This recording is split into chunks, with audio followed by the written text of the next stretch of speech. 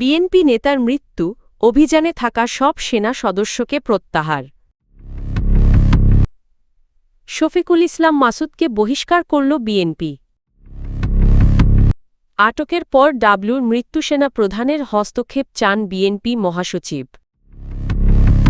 লুৎফুজ্জামান বাবর দম্পতির স্বর্ণ ১৪০ ভরি নগদ ও ব্যাংকে আছে ২০ কোটি টাকা। সংসদে আর নৃত্যগীত হবে না, মানুষের কথা বলা হবে, সালাহ উদ্দিন। চুয়াডাঙ্গার জীবননগরে যৌথ বাহিনীর অভিযানে আটক হওয়ার পর এক বিএনপি নেতার মৃত্যুর ঘটনায় অভিযানে অংশ নেওয়া সব সেনা সদস্যকে সেনানিবাসে প্রত্যাহার করা হয়েছে।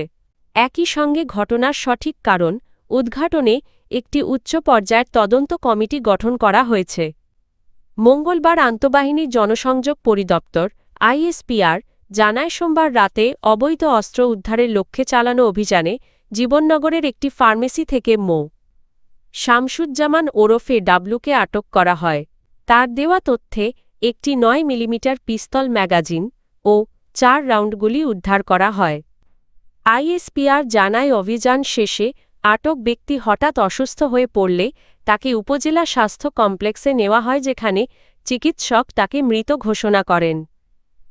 ঘটনাটিকে অনাকাঙ্ক্ষিত ও দুঃখজনক উল্লেখ করে আইএসপিআর জানায়, তদন্তে দায়ীদের বিরুদ্ধে সেনা আইন অনুযায়ী ব্যবস্থা নেওয়া হবে। এদিকে নিহতের পরিবার ও বিএনপি নেতাকর্মীরা মৃত্যুকে নির্যাতনের ফল বলে অভিযোগ করে বিক্ষোভ করেছেন।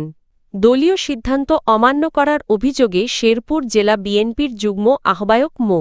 শফিকুল ইসলাম মাসুদকে দল থেকে বহিষ্কার করেছে বিএনপি। মঙ্গলবার দলটির সিনিয়র যুগ্ম মহাসচিব রুহুল কবির রিজভীর স্বাক্ষরিত এক বিজ্ঞপ্তিতে এ তথ্য জানানো হয়। বিজ্ঞপ্তিতে বলা হয়, দলীয় সিদ্ধান্ত উপেক্ষা করে সাংগঠনিক কর্মকাণ্ড পরিচালনার দায়ে শফিকুল ইসলাম মাসুদকে বিএনপির প্রাথমিক সদস্যসহ সব পর্যায়ের পদ থেকে বহিষ্কার করা হয়েছে। এদিকে পৃথক আরেক বিজ্ঞপ্তিতে বিএনপি জানিয়েছে, আগে দলীয় শৃঙ্খলা ভঙ্গের অভিযোগে বহিষ্কৃত বিএনপি চেয়ারপারসনের উপদেষ্টা কাউন্সিলের সাবেক সদস্য এস.এ.কে আকরামুজ্জানের বহিষ্কার আদেশ প্রত্যাহার করা হয়েছে। এছাড়া যশোর-হবিগঞ্জ, চট্টগ্রাম, ব্রাহ্মণবাড়িয়া ও দিনাজপুর জেলার বিএনপির ৫ নেতার বহিষ্কার আদেশ প্রত্যাহার করে তাদের প্রাথমিক সদস্যপদ ফিরিয়ে দেওয়া হয়েছে বলে জানানো হয়। চুয়াডাঙ্গার জীবননগরে আটকের পর পৌর বিএনপির সাধারণ সম্পাদক শামসুজ্জামান ডাবলুর মৃত্যুর ঘটনায় সেনাপ্রধানের হস্তক্ষেপ কামনা করেছেন বিএনপি মহাসচিব মির্জা ফখরুল ইসলাম আলমগীর। মঙ্গলবার দেওয়া এক বিবৃতিতে তিনি অভিযোগ করেন, অস্ত্র উদ্ধারের নামে নিরাপত্তা বাহিনীর কিছু সদস্য ডাবলুকে ধরে নিয়ে অমানুষিক নির্যাতন চালায়, যার ফলে তার মৃত্যু হয়। ঘটনাটিকেও মানবিক ও পৈশাচিক আখ্যা দিয়ে গভীর শোক ও দুঃখ প্রকাশ করেন তিনি। মির্জা ফখরুল বলেন, বিচার বহির্ভূতভাবে কাউকে নির্যাতন করে হত্যা দেশের আইন ও ন্যায় বিচারের চরম অবমাননা।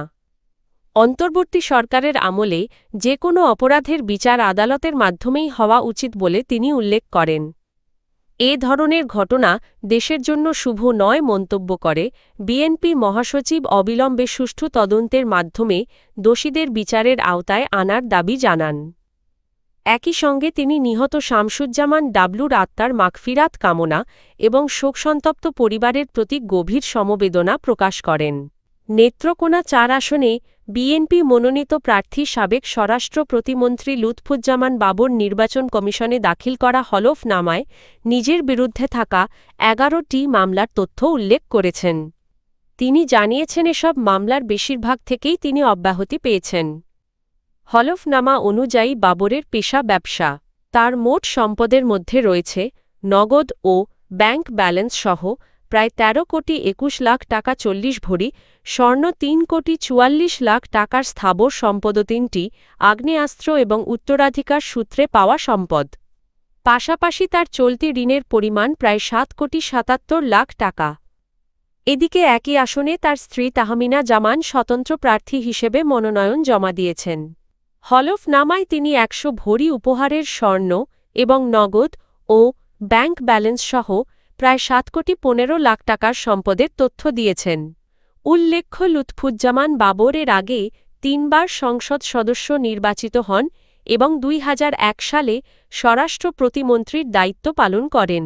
বিএনপির স্থায়ী কমিটির সদস্য সালাহউদ্দিন আহমদ বলেছেন, ভবিষ্যতে আর কোনো গণতান্ত্রিক সরকার লাইনচ্যুত হতে পারবে না।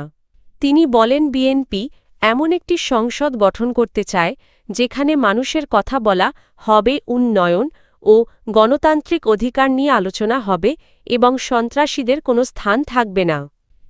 মঙ্গলবার ১৩ই জানুয়ারি চকরিয়ার চিরিঙ্গা পালাকাটা মাঝঘাট স্টেশনে ইউনিয়ন বিএনপির কার্যালয়ে মহিলা দলের কর্মী সভায় তিনি এসব কথা বলেন।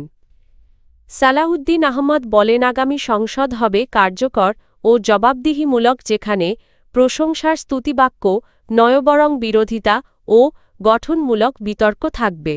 তিনি দাবি করেন, আসন্ন নির্বাচন হবে বাংলাদেশের ইতিহাসের সবচেয়ে গুরুত্বপূর্ণ নির্বাচন, যা গণতন্ত্রকে শক্ত ভিত্তির উপর প্রতিষ্ঠা করবে এবং রাষ্ট্রীয় প্রতিষ্ঠানগুলোকে গণতন্ত্রের রক্ষাকবচ হিসাবে গড়ে তুলবে। সভায় স্থানীয় বিএনপি ও মহিলা দলের নেতৃবৃন্দ উপস্থিত ছিলেন।